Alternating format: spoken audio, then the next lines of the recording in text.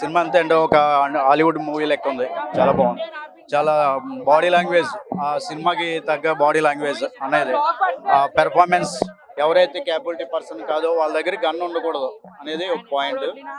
అంటే దాని మీద నడుస్తుంది అంతా. ఒక పాన్ ఇండియా మూవీ లెక్క చాలా బాగా సెంటిమెంట్ అన్ని వర్కౌట్ అయినాయి. కామెడీ కానీ ఎవ్రీథింగ్ సూపర్. సినిమా స్లోగా నడుస్తుంది సినిమా, ఎక్కడ తగ్గలేదు సినిమా. అన్న క్యారెక్టర్ అయితే సూపర్ అసలు.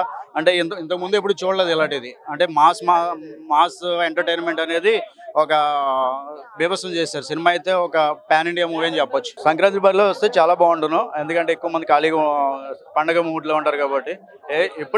సినిమా ఎప్పుడు వచ్చిందని కాదు, మాస్ ఎంటర్టైన్మెంట్ అనేది అన్నయ్య పక్క చూపించారు.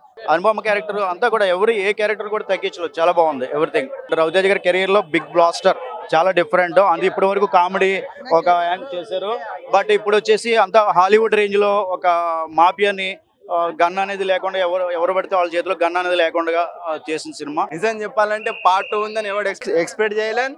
అండ్ దెన్ అదర్వైజ్ ఏమంటే ఏ ఇంటర్వ్యూ కానీ ఎక్కడ ఆడోళ్ళ నుంచి ఎక్కడ ఉన్నా కానీ పార్ట్ 2 ఎవరు ఎక్స్పెక్ట్ చేయలే.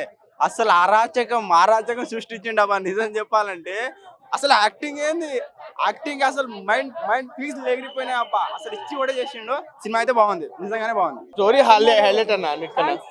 సాంగ్స్ ఓకే కానీ story and action is next level అన్న. విక్రమార్కుడు చిన్నదన్న దీనికన్నా.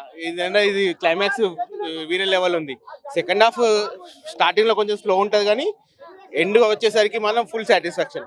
First half is others. Story concept ఏం లేదన్న. ఒక హోమ్ లో ఉంటాడు, మన హీరో గారు మొత్తం చూసుకుంటారు అంతే. సినిమా మాత్రం చాలా బాగుంది. ఇలాంటి స్క్రిప్ట్స్ అయితే నాకు తెలిసినంత వరకు రవితేజ గారే యాక్సెప్ట్ చేస్తారు, చెయ్యాలి. మూవీ ఈజ్ లైక్, అసలు మూవీ చూసి బయటకు వచ్చిన తర్వాత వర్త్ ద పెన్నీ. అంటే లైక్ టికెట్ కొన్నందుకు చాలా హ్యాపీగా సాటిస్ఫై నేను బయటకు వచ్చాను.